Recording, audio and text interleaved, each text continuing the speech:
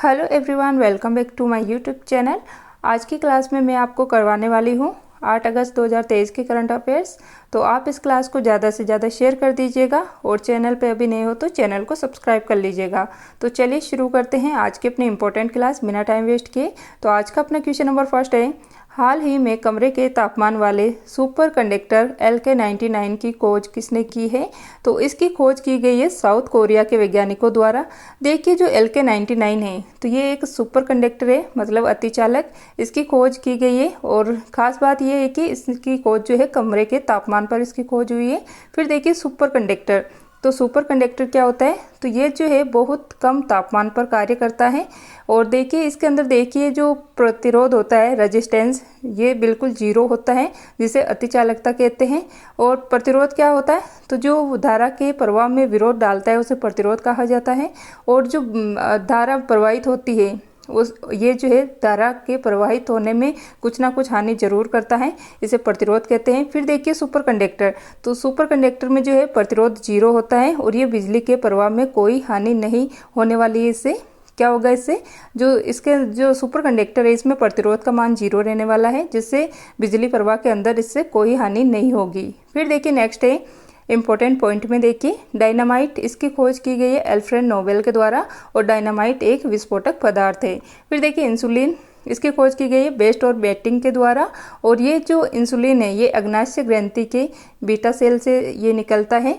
और फिर देखिए इसका यूज किया जाता है जो मधुमेह होता है, इसके इलाज में, इसका जो मधुमेह डायबिटीज़ होती है इसके अंदर इसका यूज किया जाता है इसके इलाज में। फिर देखिए एक्सरे, इसकी खोज की गई रोडजन के द्वारा। और केंद्रक, इसकी खोज की गई रॉबर्ट ब्राउन के द्वारा। स्टडी ऑफ न्यूक्लियस, ये कैरियोलॉजी कहलाता है।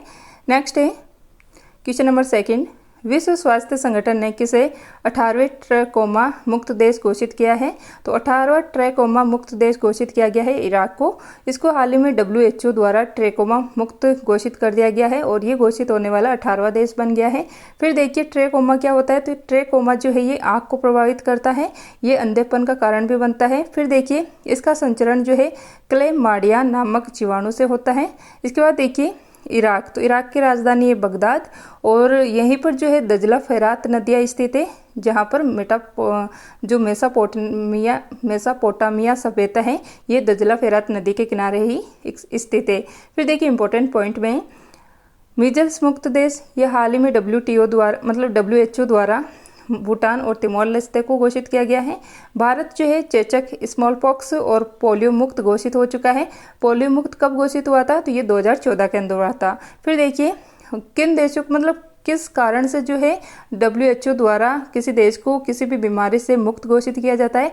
देखिए अगर किसी देश में 3 वर्षों तक रोग का नया रोगी नहीं मिलता है तो WHO द्वारा उस रोग से उस देश को मुक्त घोषित कर दिया जाता है।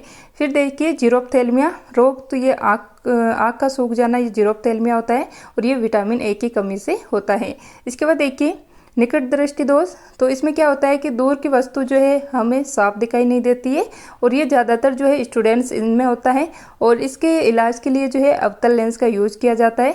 अवतल लेंस मतलब कॉन्केव लेंस का यूज किया जाता है। फिर देखिए दूर दृष्टि दोष, तो इसमें जो है पास की वस्तु साफ नहीं दिखाई देती है और ये जो रोग है ये बुढ़ापे में होता है और इसके इलाज के लिए यूज किया जाता है उत्तल लेंस, कॉन्वेक्स लेंस। इसके बाद देखिए क्वेश्चन नंबर 3 है, चर्चा में रहे अराच-डोरा गैस फील्ड को लेकर हाल ही में किन देशों के मध्य विवाद हुआ है? तो ये विवाद चल रहा है सऊदी अरब, कुवैत और ईरान के मध्य। देखिए जो अराच-डोरा गैस फील्ड विवाद है इसके अंदर देखिए इसका विवाद का कारण है कि यहाँ जो क्षेत्र है इन तीनों देशों के मध्य, यहाँ पर बड़ी मात्रा में नेशनल गैस के भंडार हैं, तो इसी को लेकर यहाँ पर विवाद चल रहा है। तो यहाँ पर स्वामित्व जताया जा रहा है। एक तरफ तो है सऊदी अरब और कुवैत, ये जो है इन यहाँ पर स्थित डोरा स्थान है, यहाँ पर ये मतलब ये स्थान स्थित है जहाँ पर नेचुरल गैस भंडार मिले हैं, मतलब भंडार स्थित है। और एक तरफ है ईरान, तो ईरान का जो एराच नामक स्थान है यहाँ पर ये बताया जा रहा है।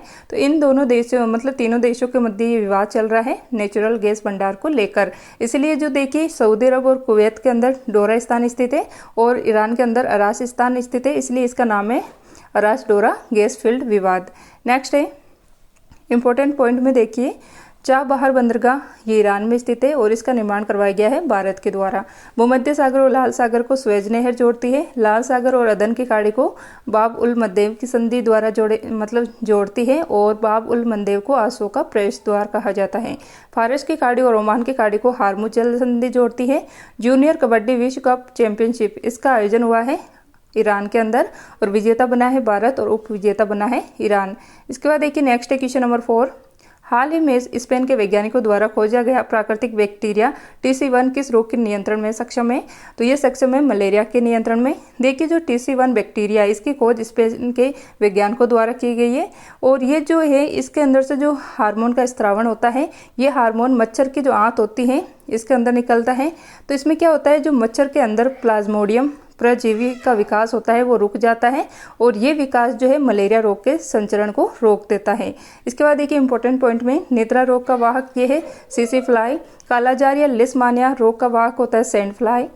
जो मॉस्किवरिक से मतलब ये मलेरिया की फर्स्ट वैक्सीन है पूरे विश्व में, मलेरिया की ये फर्स्ट वैक्सीन है। फिर देखिए मलेरिया रोग ये प्रभावित करता है अपनी RBC को। भारत को मलेरिया उन्मूलन का लक्ष्य ये 2030 तक का रखा गया है लक्ष्य। और फिर देखिए टीबी हारेगा देश जीतेगा ये लक्ष्य है 2025 तक का। नेक्स्ट है क्वेश्चन नंबर 5। विश्व स्तनपान सप्ताह 2023 कब मनाया गया है? तो ये हाल ही में 1 से 7 अगस्त के मध्य इसका आयोजन किया गया है। फिर देखिए स्टार्ट हुआ था ये 1992 से और इसका उद्देश्य होता है स्तनपान को बढ़ावा देना। और इस बार 2023 में क्या थीम थी इसकी? तो इसकी थीम है लेट्स मेक ब्रेस्ट फीडिंग। क्या है इसकी theme? Let's make breast feeding इसकी थीम है 2023 में। इसके अंदर देखिए फिर देखिए इंपॉर्टेंट पॉइंट है कि बच्चे के जन्म के बाद माँ का पहला दूध जो होता है वो क्या कहलाता है? तो ये कोलेस्ट्रॉल कहलाता है और ये गाढ़ा पीला होता है और ये जो है बच्चे के लिए बहुत ही इंपॉर्टेंट होता है। ये बहुत सारी बीमारियों से जो है बच्चे की सुरक्षा करता है। फिर देखिए इंपॉर्टेंट पॉइंट में अर्थ ओवरशूट डे 2023 ये 2 अगस्त को मनाया गया है। इसमें देखिए जो हमारी डिमांड है अगर ये सप्लाई से जो पृथ्वी हमें सप्लाई कर रही है उससे अधिक हो जाती है इसके अंदर।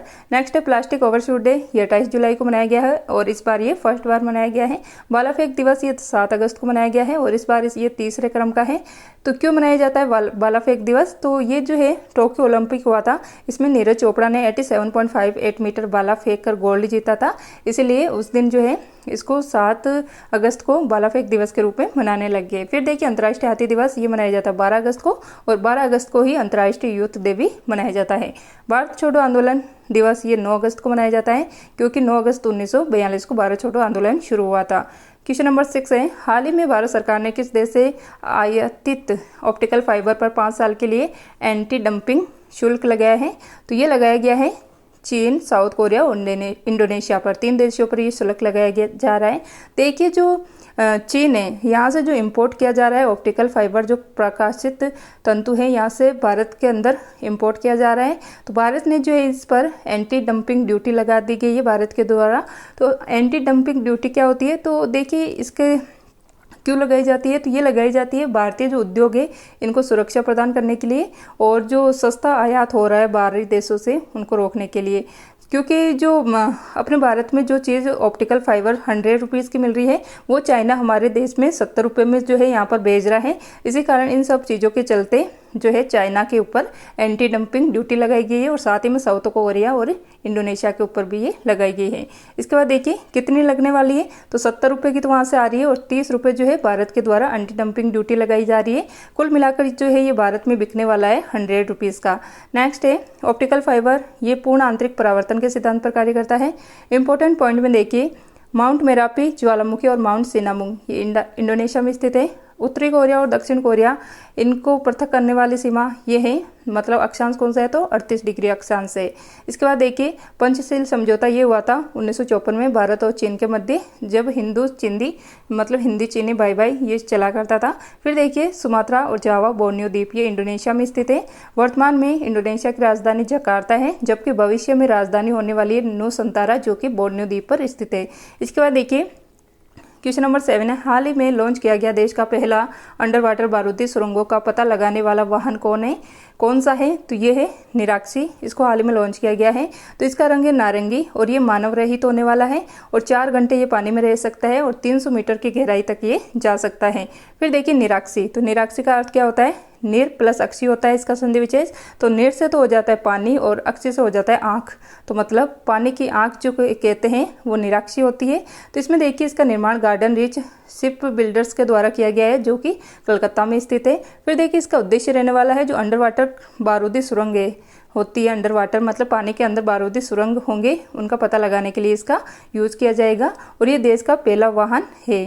नेक्स्ट है इंपॉर्टेंट पॉइंट में देखिए जल दोस्त एयरपोर्ट, ये लॉन्च किया गया है बेंगलुरु के अंदर। जो झील और नदियां है इसके अंदर जो अतिरिक्त खरपतवार है इसको हटाने के लिए, समाप्त करने के लिए इसको लॉन्च किया गया है। परमाणु बम किस प्रकार की प्रक्रिया है, तो ये नाभिकीय विखंडन अभिक्रिया है, मतलब बिखरती है, ये टूटती है। जबकि जो सूर्य पर ऊर्जा का स्रोत होता है ये होता है नाभिकीय संलयन। नेक्स्ट है वरुणास्त्र क्या है, तो ये हैवीवेट टोरपीडो है।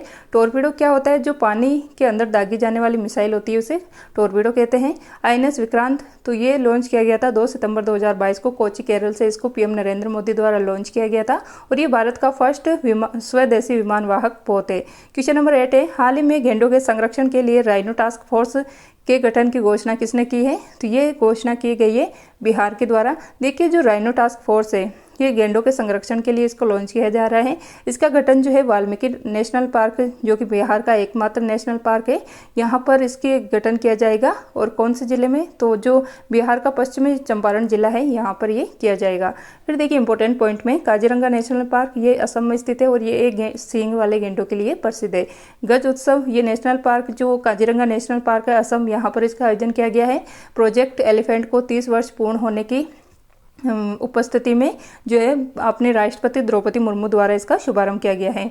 फिर देखिए वन्य जीव संरक्षण बॉन्ड, ये वर्ल्ड बैंक के द्वारा जारी किया गया है काले गैंडों के संरक्षण के लिए। हर घर गंगाजल, ये शुरू किया गया है बिहार के अंदर। फर्स्ट बौद्ध संगति ये राजगृह में हुई है, सेकंड वैशाली के अंदर हुई थी। फिर देखिए थर्ड पाटलिपुत्र में हुई है और फोर्थ कुंडलवन कश्मीर में हुई है। फिर देखिए क्वेश्चन नंबर 9 है राष्ट्रीय हथकरघा दिवस 2023 कब मनाया गया है, तो ये हाल ही में 7 अगस्त को मनाया गया है। देखिए जो नेशनल हैंडलूम डे है ये स्टार्ट हुआ था 7 अगस्त 2015 से, जो है PM नरेंद्र मोदी द्वारा इसकी शुरुआत की गई थी। किस थीम के साथ, तो वोकल फॉर लोकल, मतलब स्थानीय जो उत्पाद होते हैं उनको बढ़ावा देने के लिए इसकी शुरुआत की गई है। मतलब जो भी स्थानीय चीज़ होती है वहाँ की उसी को बढ़ावा दिया जाए, ये इसका उद्देश्य रहने वाला है। क्यों की गई है, मतलब इसकी शुरुआत, तो 7 अगस्त 1905 को कलकत्ता के टाउन हॉल से विदेशी वस्तुओं का बहिष्कार हुआ था। इसके बहिष्कार के लिए स्वदेशी आंदोलन शुरू हुआ था बंगाल विभाजन के विरोध में। फिर देखिए नेक्स्ट है इंपॉर्टेंट पॉइंट में देखिए बंगाल विभाजन के समय वायसराय कौन थे, तो ये थे लॉर्ड कर्जन। भारत के फर्स्ट वायसराय कौन थे, तो ये थे लॉर्ड कैनिंग। क्योंकि 1857 की क्रांति के बाद 1858 में गवर्नर जनरल की जगह वायसराय का पद सृजित किया गया था और भारत के फर्स्ट वायसराय बने थे लॉर्ड कैनिंग। भारत के फर्स्ट गवर्नर जनरल ये बने थे विलियम बेंटिंग और बंगाल के फर्स्ट गवर्नर ये थे क्लाइव। फिर देखिए क्वेश्चन नंबर 10 है हाल ही में G20 देशों की कला प्रदर्शनी का शुभारंभ कहाँ पर हुआ है, तो इसका शुभारंभ किया गया है बिहार के पटना में। जो बिहार संग्रहालय है यहाँ पर इसका शुभारंभ किया जा रहा है। G20 देशों की कला प्रदर्शनी का शुभारंभ किया जा रहा है। 4 महीने तक ये चलने वाली है। 7 अगस्त से 31 दिसंबर 2023 तक इसका आयोजन किया जाएगा। फिर देखिए किस थीम के साथ, तो टुगेदर वी आर्ट। नेक्स्ट है इंपॉर्टेंट पॉइंट G20 संस्कृति समूह की फर्स्ट बैठक ये खजुराहो मध्य प्रदेश में हुई है, सेकंड भुवनेश्वर ओडिशा में, थर्ड हम्पी कर्नाटक में। G20 2024 की अध्यक्षता ब्राजील करेगा, 2023 में भारत कर रहा है। और G20 2023 की थीम क्या है, तो one earth one family one future, जिसका अर्थ है वसुधैव कुटुंबकम, मतलब पूरी पृथ्वी एक परिवार है। फिर देखिए G20 2022 इसकी अध्यक्षता इंडोनेशिया ने की है। नेक्स्ट है देखिए जो 2022 में थीम मतलब अध्यक्षता इंडोनेशिया ने की है और 2023 में भारत कर रहा है और 2024 में ब्राजील करेगा। तो इन तीनों देशों को मिलाकर जो है ट्राइका कहा जाता है।